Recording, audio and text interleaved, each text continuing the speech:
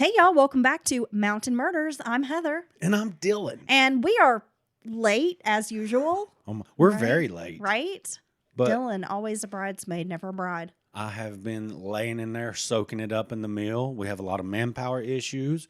I've worked somewhere in the neighborhood of 65 to 70 hours over the weekend. So this has adversely affected the podcast. But we're here today, fully refreshed, and I'm invigorated. Ready to party. And we're going to do a marathon recording session.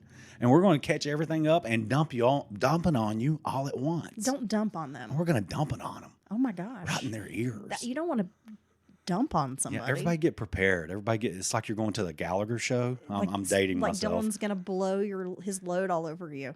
That was too much. Is It's it? like Gallagher with Well, you're the one taking a dump on him. with the watermelon. You're going to get a You know, lot. I never understood the appeal of Gallagher. I know he was wildly popular, and there are probably folks out there who are like, well, that's because you're lame, Heather.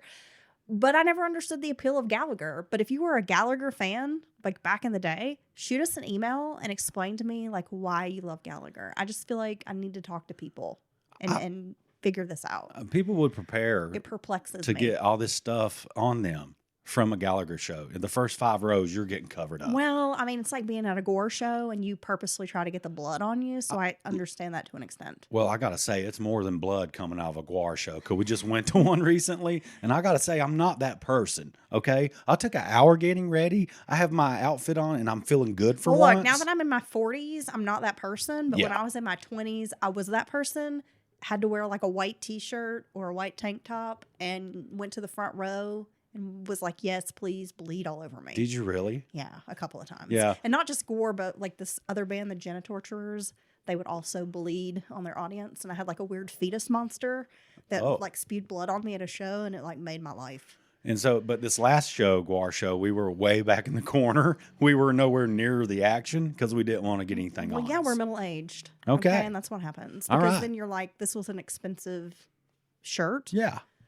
Yeah. I can afford clothes now. Yeah, exactly. I'm not. Everything isn't from secondhand, even though it still kind of is. Dylan, we have some folks to thank. We certainly do. So give a shout out to our patrons who are so generously supporting the podcast. Yes, we'd like to thank Megan, today's sponsor, and Cheryl. She upped her sponsorship. Thank you very much. Thank you so much. And we have gotten a few emails recently, Dylan, that have made my days. I've texted you at work and been like, we got the best email. They're so sweet. So I want to give a shout out to Serena, who listens to the show. She's 11 years old and a huge fan of graphic and detailed horror stories. And she said that we help her get through rough times. And she really wants us to cover the Hello Kitty murder case. Oh my gosh. So that may be something that we look into for Miss Serena. And we also have Stephanie. She says we crack her up. Yeah, see, if we had visuals of this, she could see my big dumb face and she'd laugh even harder. And then we also have Cammie, who reached out from Michigan, the Upper Peninsula. Wow. Yeah. To talk about how much she enjoyed the podcast, how we are amazing people, and she feels like we're like soul sisters. Okay. And you and her husband would get along great, which she said is scary within itself. But she wants us to maybe cover some cases in Michigan. We may look into that. As a matter of fact, I'm headed to Michigan this weekend. She is headed to Michigan. She will not stop by any of the dispensaries. That's guaranteed. And we have thought, actually, us considering moving possibly to New Orleans or somewhere away from here. Heather's considered just either under the mountain murder umbrella, of course, but just branching out everywhere. So Michigan certainly would be a good possibility for that. So we're excited about that. And I'd like to thank everyone for their kind words, because I must say... we've had a rough couple of weeks, and this was really great because, of course, we won't dwell on it too much, but, of course, Dylan's job has been problematic, and then we had COVID. Yes. I think I may have the long COVID. I just can't seem to shake it. But I have to say, these recent, and we've received plenty of other kind words. We thank everyone. These recent kind words, Heather received those when she really needed a smile. No, and they a were boost. great, so I appreciate that. All righty then. Okay, Dylan, so we missed a midweek last week, and we're going to make up for it today discussing a case instead of doing a recap of true crime news. You're going to give them a real one. I'm going to give them a real one. Okay. Okay, and this story is disturbing. I'm very disturbed by the story. I'm disturbed by how disturbed you are. Are you ready? Yeah, let's dive straight in. Mary Lynn Witherspoon lived a charmed life. She was beautiful, smart, and kind. Born in August of 1950 in South Carolina, Mary Lynn was one of 4 sisters. Okay. 4 girls in a house. That's a handful. That's a lot, right? So Mary Lynn was, she was just like this typical sort of Southern belle.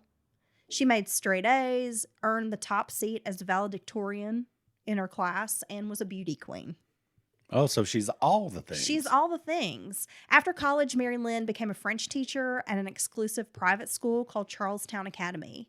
Mary Lynn loved the French language and culture, sometimes chaperoning student trips to France that would be organized by the school. So she's like all in.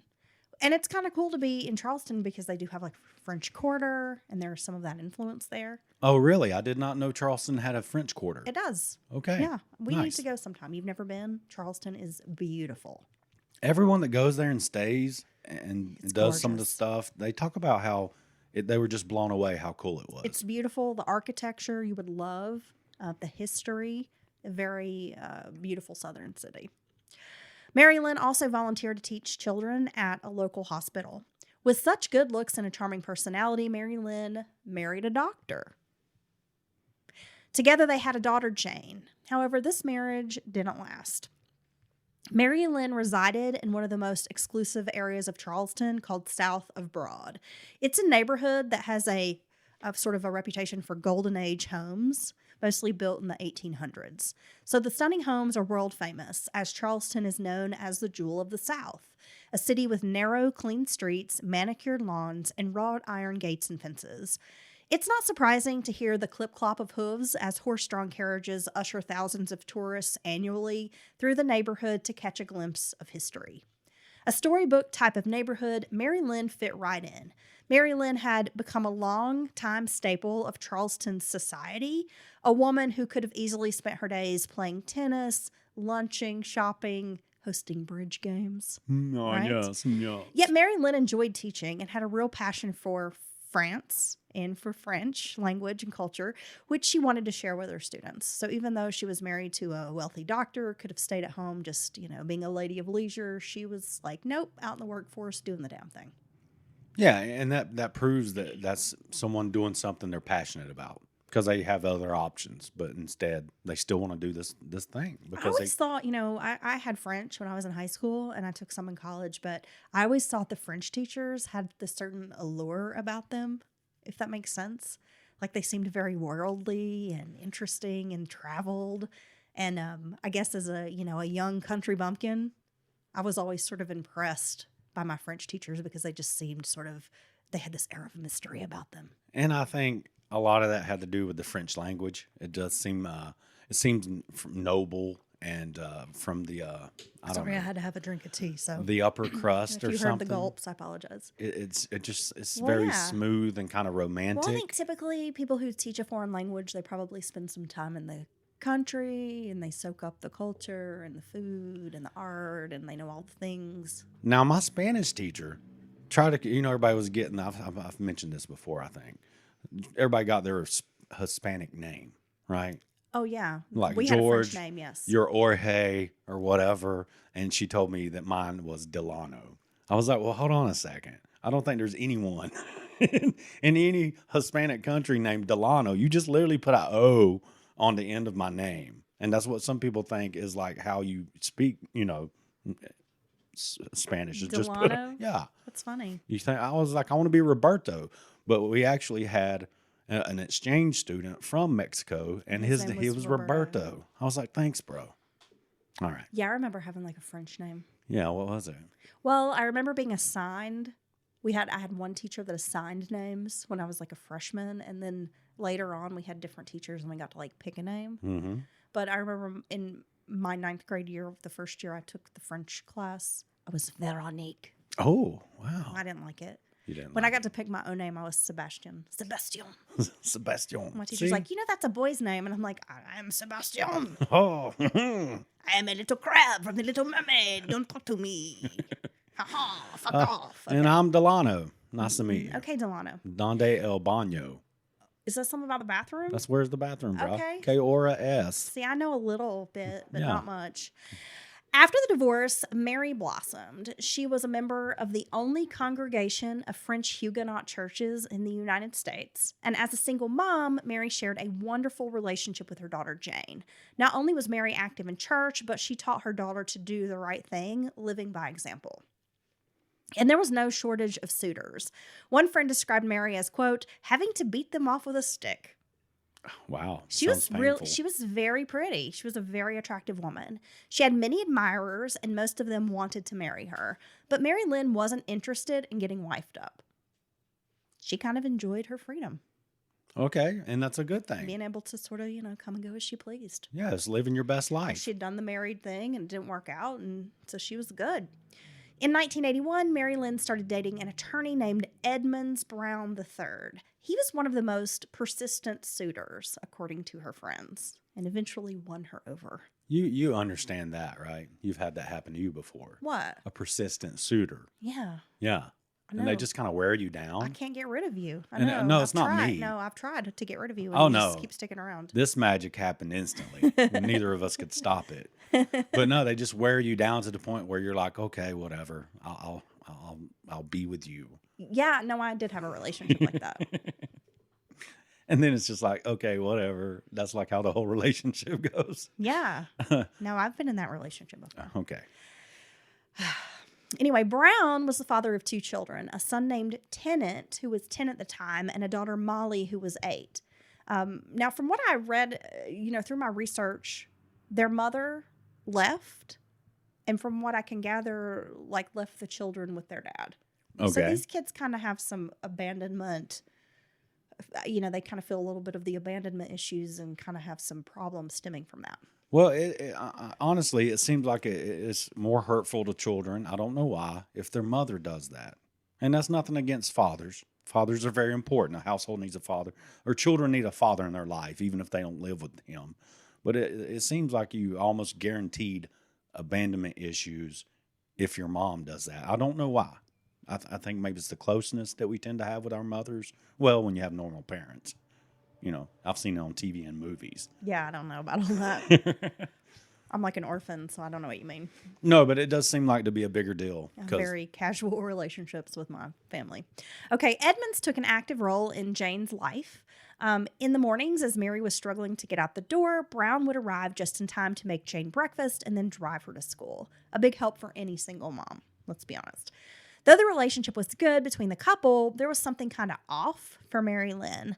Brown proposed multiple times throughout their 7-year relationship, but Mary turned him down every time. As I mentioned before, Dylan, Mary enjoyed his company, but at the end of the day, she really liked her independence. She had a pretty good social circle. She was active. She had a lot going on. She had a career. It just wasn't a top priority for her to be married. So it seems like she's comfortable, or may actually prefer just kind of a casual relationship to where you guys hang out, but you're not just in each other's face 24/7. Yeah, she's got her own place. She doesn't need all that. Now, also, Mary was concerned about how the two blended families might work. She didn't see it working out at all. According to Jackie Olson, Mary's sister, the whole situation was not a great fit, and deep in Mary's heart, she knew it wasn't. Molly, Edmund's daughter, was incredibly jealous of Mary Lynn, and the pair didn't get along well. Then there was the matter of Edmund's son, Tennant. He was just an odd bird. Though described as a sweet child, Tennant was sad and tended to be bullied by other kids. A social misfit from an early age, Tennant desperately wanted people to love him and was always seeking approval and would do very strange and unusual things to get attention. Okay, sorry about the smack. So he's one of these kids that bad negative attention anyway. Possibly, but all of these things, and Mary's got experience. She's a teacher, so she kind of understands childhood development. And for whatever reason, these kids just didn't sit right with her. And she just didn't see having a blended family and bringing Jane into the household with these kids. And she just didn't feel like it was going to work out. Well, and that's very sensible for her to take a hard look at this, because that's a big deal. Because, you don't automatically love the kids of the person that you're getting with. Well, being a step parent is hard. Well, you have a child who's maybe raised a little differently than you would have done your own kids. You don't have that connection from their birth and small, child. And it is tough. I'm a step parent. It's tough.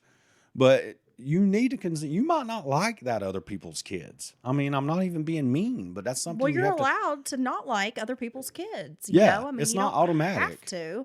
And you can love the other person, but you don't necessarily always have that strong bond with their kids. And I think a lot of people are afraid to say, I don't like my stepkids or whatever, but I don't think there's anything wrong with that because sometimes it can be a fucked up situation, No, but honestly, I think the way she's doing it up front, It's pretty smart. it's smart because some people end up in these situations. And like you said later on, hey, that me not really meshing or gelling with the kids affected my relationship with this person. Yeah. And creates this. Especially if the kids are in the home full time. Yes. And you're fighting, you're the girlfriend and you're fighting with this man's daughter. His son's weird and creeping you out. Like, yeah, it's not a good situation to be in 24/7. So Edmonds had tried to get his son some psychological help as a child, but doctors could never diagnose him. Besides being sad and a little weird, there wasn't really anything like officially wrong with him. So he's just emo. That they could find. Maybe. Mary Lynn did her best to bond with Tennant, but always sensed there was a deeper issue, like something that she just quite couldn't put her finger on, and something that she just found a little like disturbing about him. His name's Tennant? Tennant. Like T-E-N-E-T? Tennent. Tennant. Interesting. Okay. Well, after 7 years of dating, Mary Lynn broke off the relationship with Edmonds. Tennant, who was now in his late teens, still hovered. He would ride his bike to Mary's house, lurking on the sidewalk. He would stand on the front porch waiting for her to come home. Mary Lynn was always cordial to the young man, but she never encouraged the behavior. Despite his hanging around, Mary Lynn never invited him inside. See this kind of hanging and just showing up places, or you come home, there they are. The older and bigger you grow, the more uncomfortable that can make people. Yeah.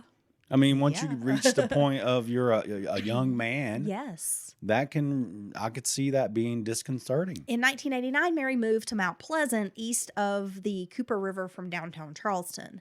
One day, shortly after moving to the new house, Tennant just popped up. Jane said she had no idea he knew they had moved or that he would know anything about the new address. But there he was, and this was very unsettling to Mary Lynn and Jane. Because they're like, how the hell did he find us? So they have a new address that he should not know about. Yeah. But yet there he is. Yes. Okay. Across town in like a totally different area of town. And he rides a bike there. So it's weird, right? That's stalkerish. He's a stalker. We're going to get to that, Dylan. But. Okay. Spoiler alert. He's a stalker. I'm getting weirded out by Tennant. I'm sorry. A year after the relationship between Mary Lynn and Edmonds had ended, the woman went to visit her mother who lived in another city. On the day she was set to return to Charleston, Mary and her mom went for a walk. When they returned to her mother's house, Mary realized someone had broken in. Nothing seemed to be out of place, though. That's until Mary Lynn grabbed her suitcase and headed back to Charleston. When she began to unpack at home, she realized someone had stolen her clothes and makeup. Oh my gosh. Yeah.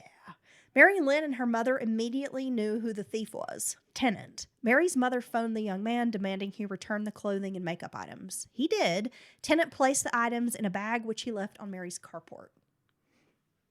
Okay, so at this point, what would be your feelings? He's really crossed. Now he's taking property. I mean, let alone being weirded out by the fact he's kind of following you around no matter where you go, even going so far as to move. 1, I'd be calling the cops. Yes. And 2, I'd be getting a restraining order. And 3, I'd be getting myself a handgun. And 4, I would contact his father, who you obviously know, and say you need to have a talk to him. Yeah. But I would do all those steps. I would get it on paper. You got to get it on paper. And you let the authorities know something's happening and protect yourself. Because that's scary. It's very scary. By 1991, life seemed to be headed in a new direction. Tennant Brown joined the Coast Guard and disappeared from Mary's life, much to her relief. Eventually, Mary moved back downtown to Trad Street in Charleston. She continued teaching and taking kids on field trips in the summer. Jane married and moved to Florida, leaving Mary as an empty nester. In 2001, Mary saw Tennant standing on the sidewalk across from her house. She had nearly forgotten about her young stalker, but now things were different. He was a 30-year-old man. Yeah. He continued showing up to the Trad Street address. One day, Mary noticed someone had stolen underwear from the clothes dryer, so she had an alarm system installed in the house. She also got an alarm on her car keys, too, like a panic button in case she needed help. And after a while, Mary got so scared that she went to a gun store for help. The employees advised her to buy some mace and to carry it on her person. Mary continued noticing clothing items missing from her house, and though she felt afraid, Mary knew there wasn't a whole lot she could do. Friends encouraged Mary to call the police, but Mary couldn't prove that Tennant had committed a crime, only that he had been loitering in her neighborhood. Some of Mary's friends even called Edmonds to say, quote, "Do something about your kid. He is driving Mary Lynn crazy. He's stalking her." But Edmonds had been estranged from his adult son for some years at this point and did nothing to curtail the behavior.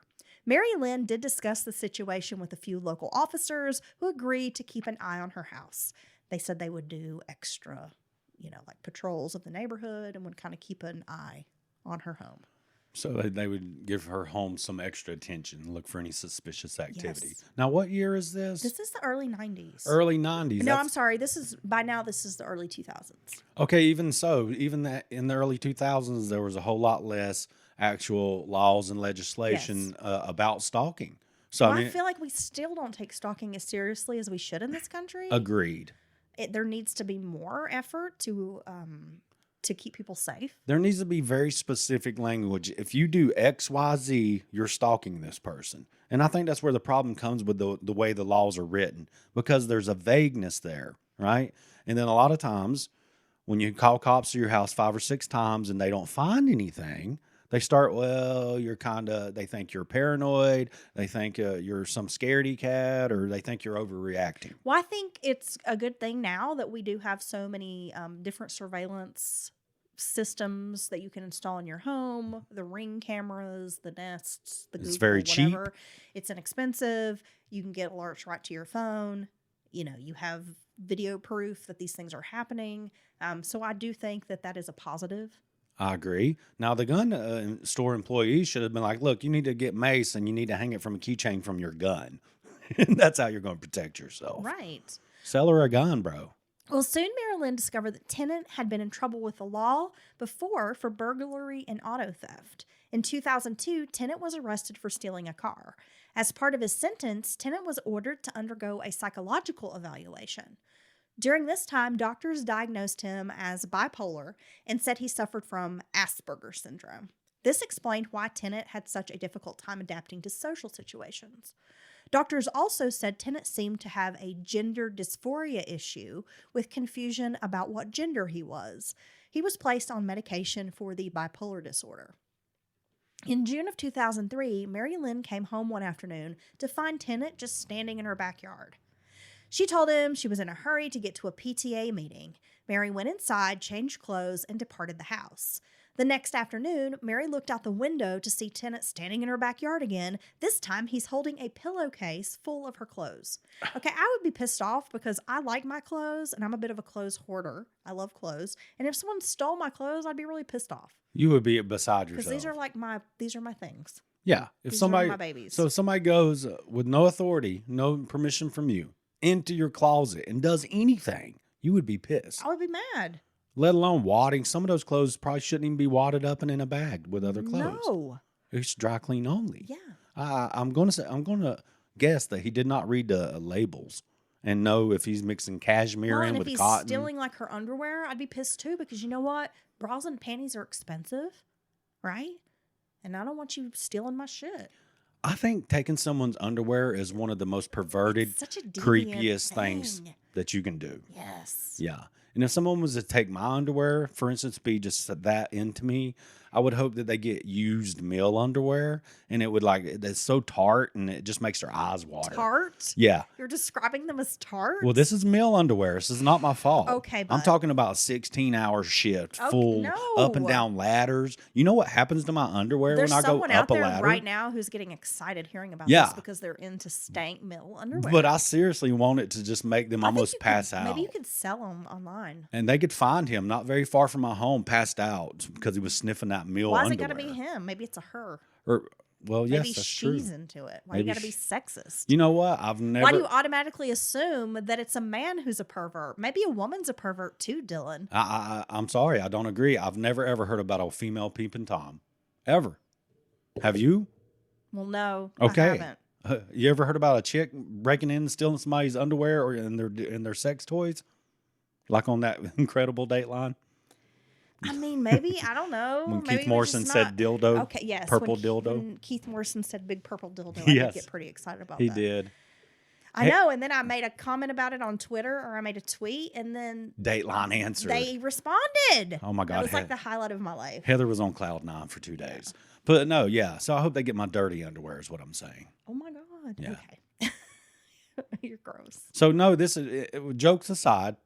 This is a deviant behavior. This is disturbing. This is scary and it's escalating. It's frightening. And it's just continual. Well, get this, Dylan. After a few minutes of staring at each other, Tennant casually just walks away with this bag of clothes. He thinks he can do anything he wants. And that's the scariest She's like part. terrorizing this woman. Man, I'm gonna Mary shoot Lynn you. was scared at this point, and she called her sister Jackie. Jackie told Mary Lynn, like, you need to call the police because what are you going to do if he comes back? Like, what if the situation escalates? What if something else happens? And Jackie said that she could tell Mary was fearful that her voice was like cracking Yeah. while she's talking and that she's like almost in tears. Who wouldn't be? Exactly. So Mary Lynn finally called police to report the incident. It didn't take long for them to pick up Tennant and arrest him with a burglary charge. His background check revealed a history of crimes from breaking and entering, car theft, and due to his record, a judge denied Tennant bail. Now, authorities weren't really sure the best course of action to deal with Tennant. Did he require mental health treatment or judicial punishment like going to prison? It didn't matter to Mary. I mean, she was just more afraid of like when he was back out on the streets. She was like, I don't care if he goes to jail or goes to like a mental health Just how long is he going to be facility. there? Like, I'm just more worried about when he's released from either place. She signed up for Vine, which is a victim notification system, which would alert her when he was released. On November 4th of 2003, Tennant pled guilty to the burglary of Mary's house. A judge ordered him to seek mental health treatment. Since he'd been in jail awaiting trial, it actually took him 6 days to transfer from the county jail to this outpatient treatment facility.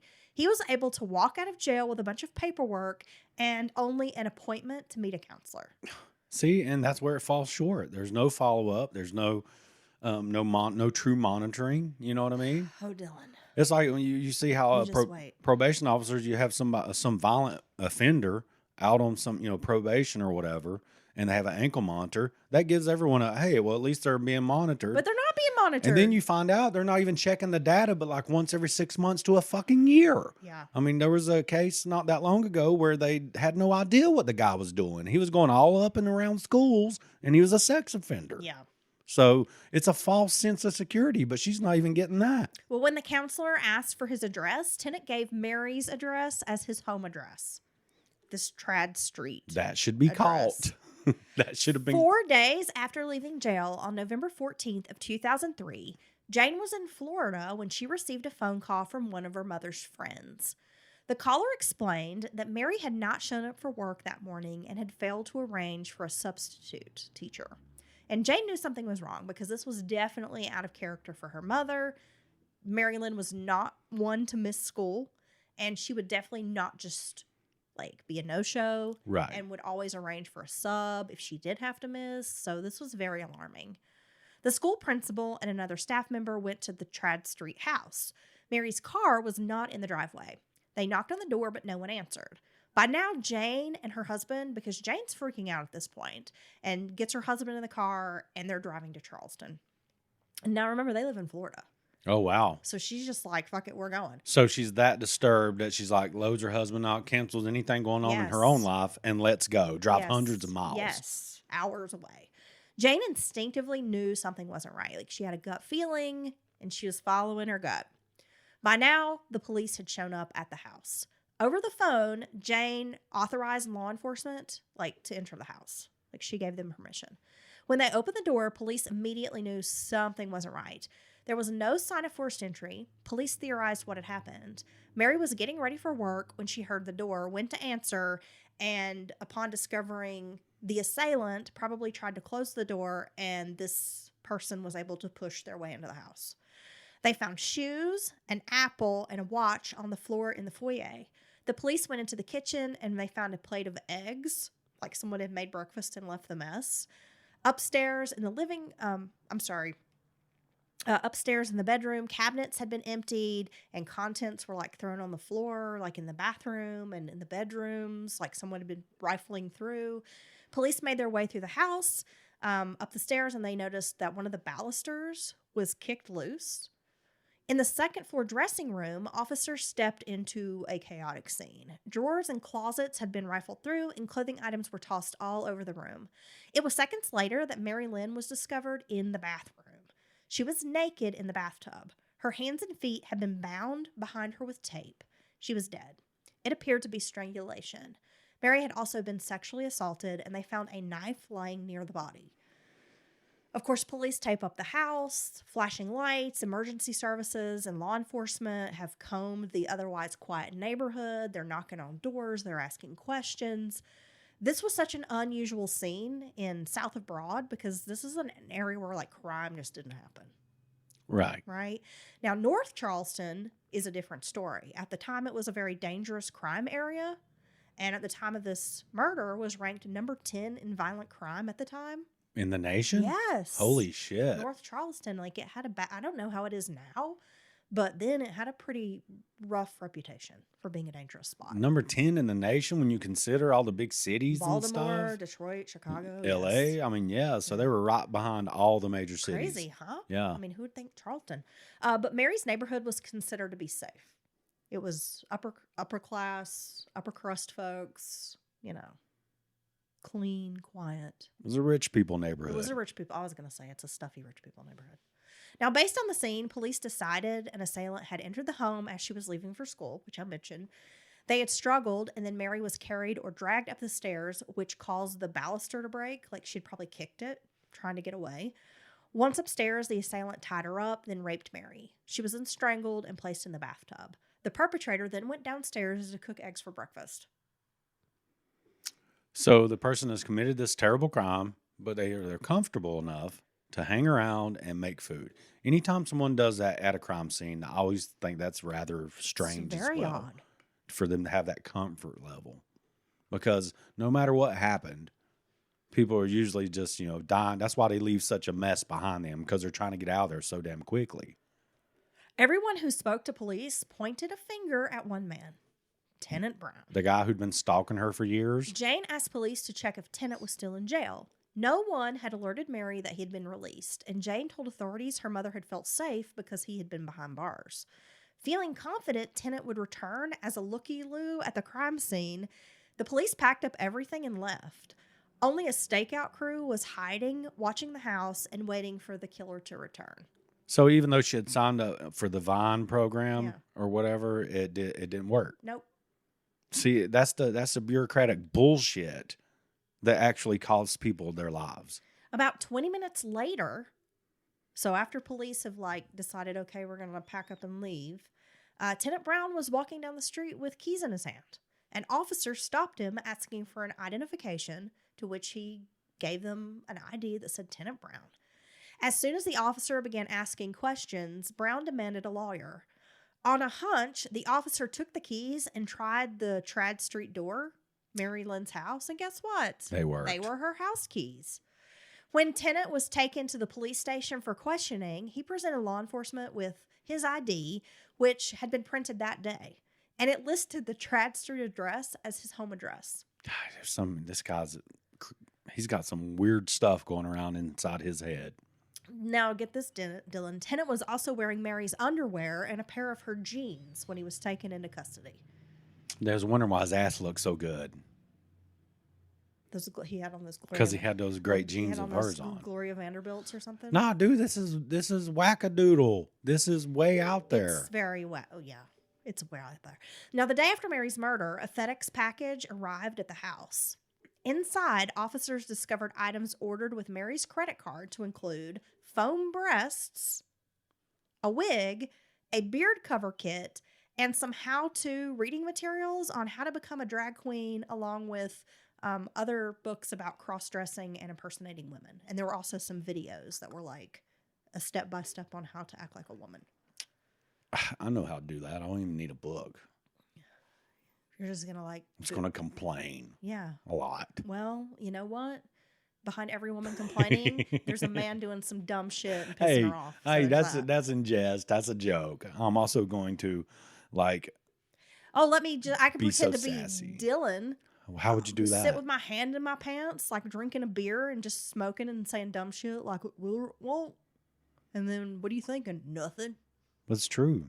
And no, really, because there's like a blank look in your eyes. No, but that's when my brain's taking a break, because all the other times I'm thinking of 10 things at once. Yeah, I know, because then you never shut up and you talk my ear off and it drives me crazy. Because I'll be trying to go to bed and for like 2 hours, Dylan's just like, do you think that the color red, blah, blah, blah? And I'm like, oh my God, shut up. Yeah, you should see me on a sleep debt buzz when I've worked at the mill 18 to 20 hours and I've been up for like, 2 days straight. When you do that, it makes me want to like put a pillowcase over your head and like waterboard you. I know that I'm so tired I can't go to sleep. My brain won't stop firing. Yeah, I know, and you won't let me go to sleep either. Yeah, okay.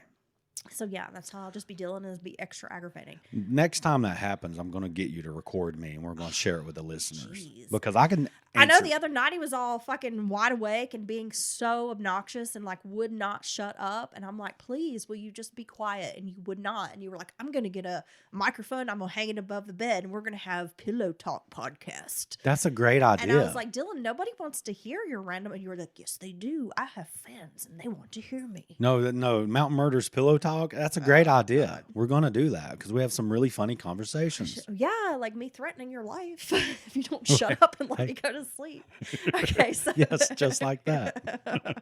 Shut the fuck up. Okay, so when police found Mary's car, there were several pieces of paper where Tennant had been practicing signing Mary's name.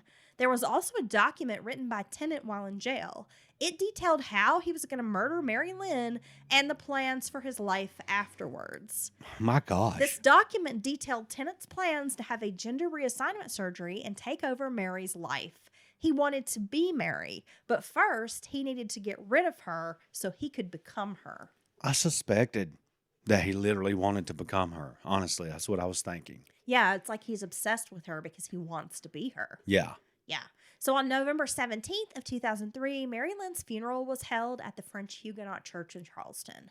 There were so many attendees that law enforcement had to close down Church Street because of all the people who were there. Because again, she was well-liked, very popular, very known in the community, had a lot of friends, had a lot of students. Yeah, and then you have this murder in an area of Charleston where it's typically not violent crime. So, that's going to get people's attention as well.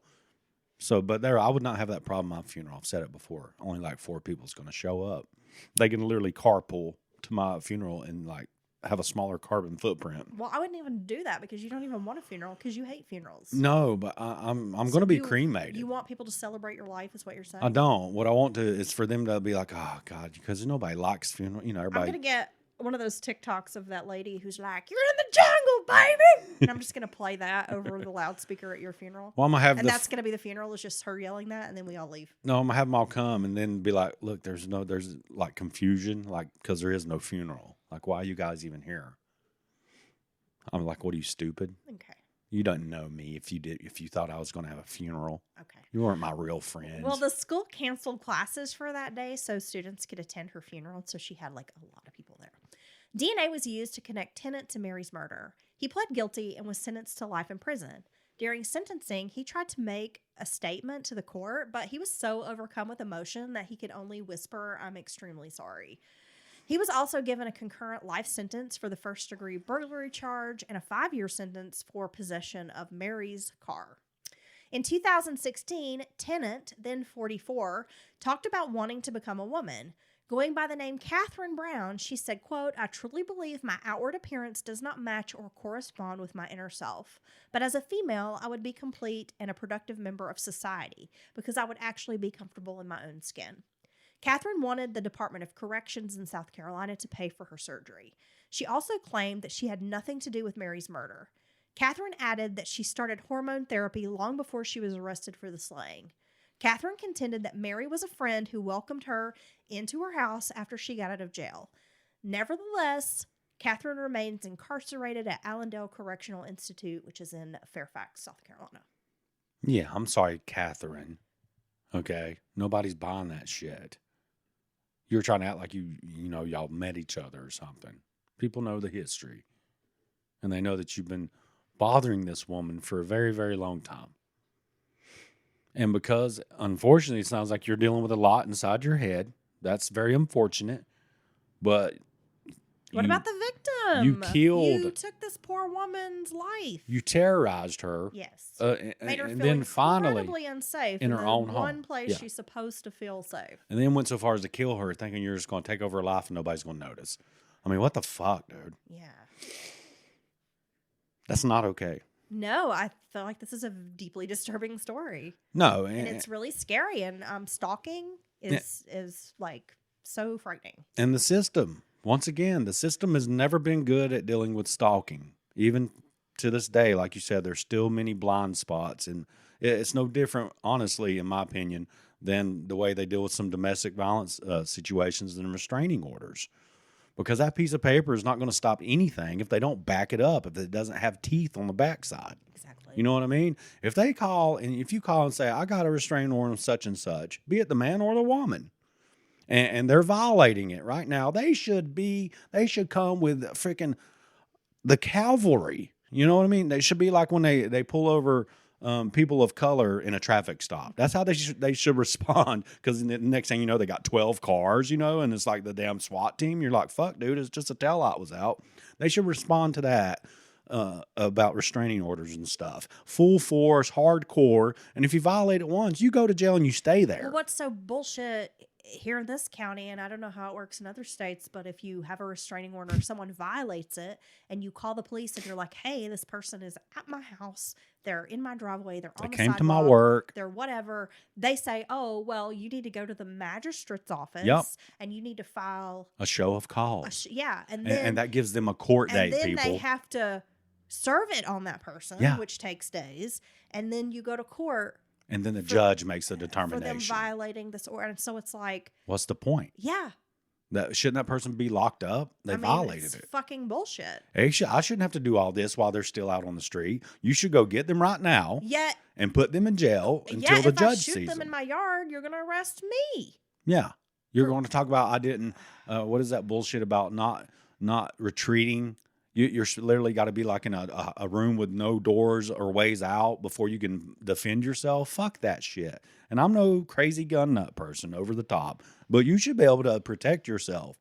And I honestly think you should be able to protect your fucking property when someone is blatantly disrespecting or trying to destroy it or take it.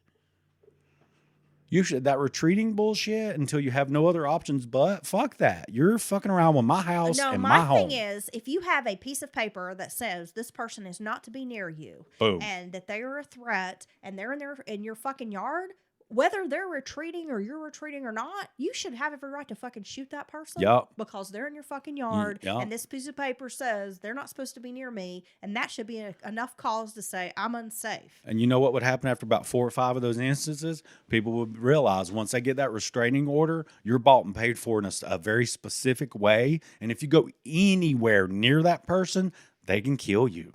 So stay the fuck away or die. Well, and maybe I just have those feelings after having, grown up in domestic violence and having experienced it myself. I mean, there's just not enough to protect people. And I feel really bad for Mary Lynn because it seems like she was a good person and she really tried to, handle this.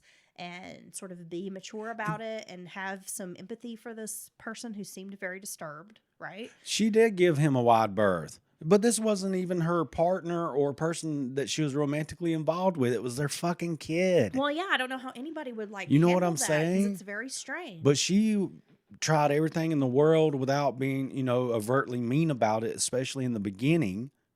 And the system failed her on the backside, as usual. Didn't even go so far as to let her know that this violent person who's been put in jail on her behalf has been let out, because she would have went on the defensive at that point. Right. Yeah.